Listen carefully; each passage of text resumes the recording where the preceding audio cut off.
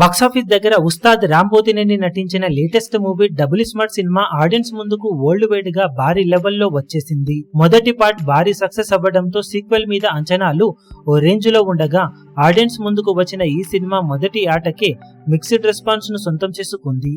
Cinema loud గా ఉందని, routine కథతో రొటీన్ స్క్రీన్ ప్లే తో వచ్చింది అంటూ ఇస్మార్ట్ శంకర్ మూవీకి వచ్చినట్లుగానే టాక్ ఇప్పుడు వచ్చినప్పటికీ ఒక్క ఎపిసోడ్ వలన అనుకున్న దానికన్నా కూడా ఎక్కువగా మిక్స్డ్ టాక్ స్ప్రెడ్ అవుతుంది ఈ సినిమాకు. అదే సినిమాకు సంబంధం లేకుండా వచ్చే ఆలీ కామెడీ ట్రాక్.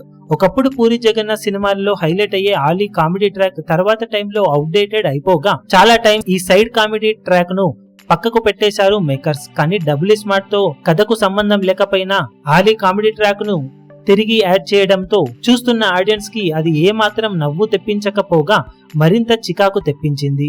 గట్టిగా చెప్పాలి అంటే రీసెంట్ టైంలోనే ఏ సినిమాలో కూడా లేని జుగుప్సకరమైన కామెడీ ట్రాక్ అని చెప్పవచ్చు ఈ సినిమాలో వచ్చే కామెడీ ట్రాక్ గురించి.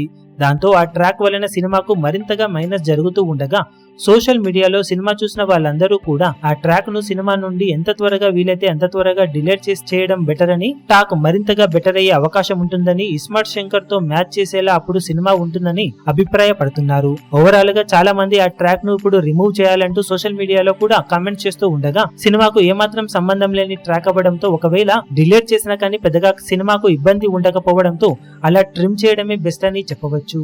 మరి మేకర్స్ ఎంత త్వరగా దీనిని అర్థం చేసుకొని ఆ ట్రాక్ ను రిమూవ్ చేస్తే సినిమాకు లాంగ్ ఎక్స్టెండెడ్ వీకెండ్ లో అంత ప్లస్ అవుతుందని చెప్పవచ్చు. మరి మేకర్స్ ఇప్పుడు ఎలాంటి నిర్ణయం తీసుకుంటారో చూడాలి. ఈ ట్రాక్ మీకు ఎలా అనిపించిందో కింద కమెంట్ సెక్షన్ లో చెప్పండి.